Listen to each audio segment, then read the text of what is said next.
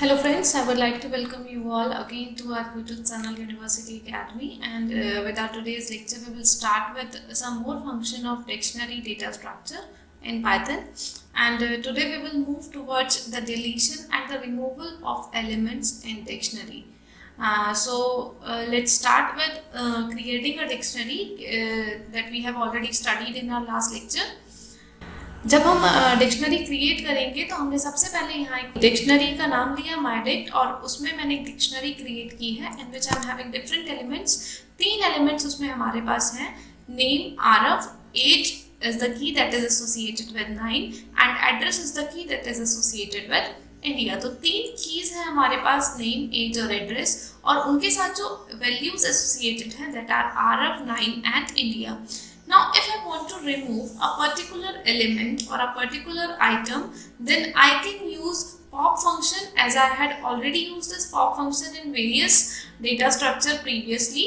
In dictionary data structure, when I am going to use pop function, then I have to mention which particular key element I am going to delete.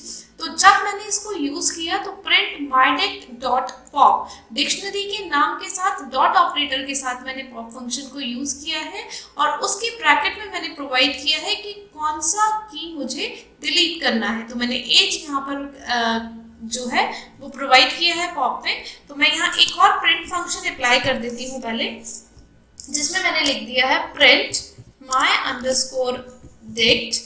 तो जब मैं पहली बार में dictionary print कराऊंगी तो dictionary में 3 parameters, 3 की values हमारी print होंगी, 3 पेयर्स। और जब मैं दूसरी बार माइडिक्ट प्रिंट कराऊंगी तो एज हमारा प्रिंट नहीं होगा। चलिए देखते हैं रन करके इस कोड को।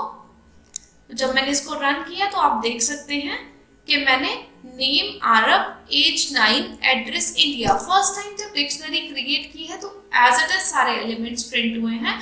फिर मैंने पॉप फंक्शन को कॉल किया है और पॉप फंक्शन में मैंने एज की को रिप्रेजेंट किया है। तो एज की कॉरस्पॉन्डिंग जो हमारी वैल्यू है दैट इज 9, तो जो वैल्यू होगी वो रिटर्न हो जाएगी पॉप फंक्शन से। तो आपने देखा कि 9 भी यहाँ प्रिंट हो रहा है क्योंकि मैंने प्रिंट फंक्शन में पॉप दिया है।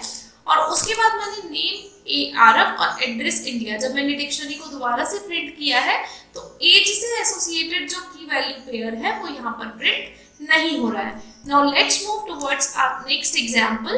Instead of pop function, we can also use function pop item. और pop item जब हम function use करेंगे तो ये delete करेगा कोई भी arbitrary की। देखते हैं किस तरीके से। यहाँ पर हमारे पास सिमिलर 3 पैरामीटर्स हैं, उनके साथ 3 की वैल्यू पेयर है जिसमें वैल्यू हमने थोड़ी चेंज कर दी है। तो जब मैंने रन किया इसको तो पॉप आइटम क्या कर रहा है, पाइथन 3 जब हम देखेंगे तो उसमें जनरली क्या होगा कि जो लास्ट वाला एलिमेंट है वो डिलीट होगा, but it can be different, this output can be different in other version of Python. But Python 3 में आर्बिट्रेरी एलिमेंट मैंने यहाँ इसीलिए मेंशन किया, आर्बिट्रेरी मींस कि कोई भी एलिमेंट डिलीट कर सकता है, but in Python 3 generally it will delete the last की वैल्यू पेयर। तो यहाँ पर आप देख सकते हैं कि हमारे पास 3 की वैल्यू पेयर थे, name is associated with Satish, age with 27 and address with Ghaziabad. Then name Satish and age 27 is printed after I had applied pop item function to the dictionary. We can also delete the whole dictionary as well. अभी तक हमने देखा कि हमने पूरी की पूरी dictionary जो है वो डिलीट नहीं की। अभी तक हमने केवल कोई एक पर्टिकुलर एलिमेंट डिलीट किया, पॉप की हेल्प से हमने एक पर्टिकुलर की एलिमेंट डिलीट किया, और दूसरा हमने पॉप आइटम की हेल्प से आर्बिट्रेरी और लास्ट एलिमेंट हमने डिलीट किया।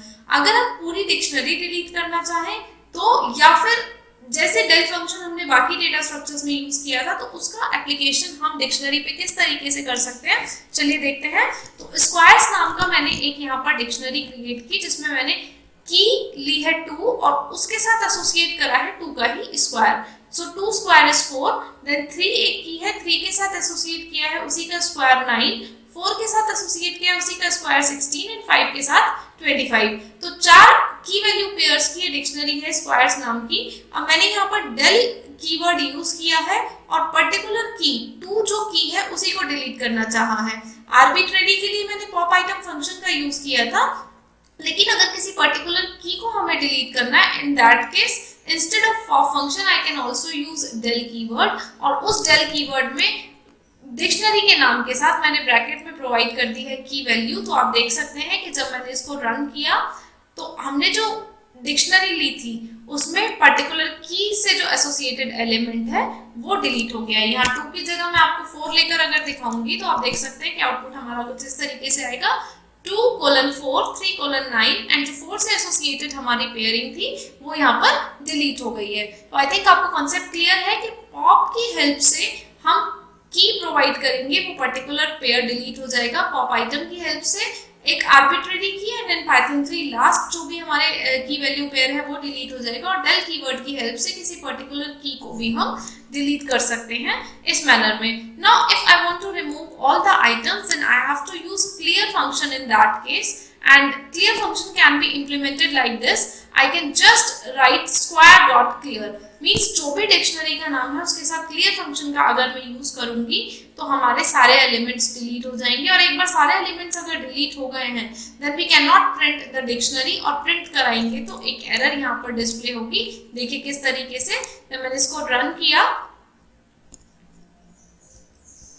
क्लियर फंक्शन को,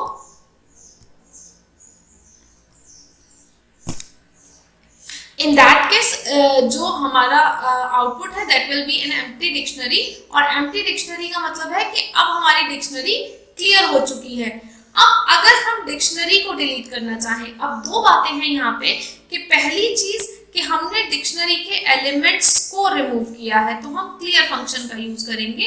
अब अगर हम डिक्शनरी को ही हटाना चाहें, डिक्शनरी ही एग्जिस्ट ना करे स्क्वायर नाम की, then we will use the del keyword and in that case the dictionary will be deleted, और डिक्शनरी एक बार डिलीट हो जाएगी del squares जैसे मैंने यहाँ पर यूज किया है, तो क्या होगा कि जब मैं इसको प्रिंट कराना चाहूंगी तो एक नेम एरर आएगी, और वो नेम एरर क्यों आएगी, क्योंकि डिक्शनरी हमने क्रिएट की थी लेकिन जब हमने उसको डिलीट कर दिया तो वो एग्जिस्ट ही नहीं कर रही है मेमोरी में कहीं भी, तो इस वजह से इसमें एक नेम एरर यहाँ डिस्प्ले हो रही है। अब आप देख सकते हैं तो ये नेम एरर यहाँ पर डिस्प्ले हो रही है।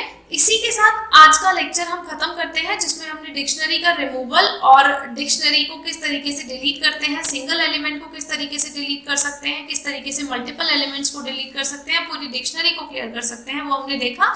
आगे के लेक्चर में कुछ और फंक्शंस के साथ हम कंटिन्यू करेंगे। तब तक के लिए धन्यवाद।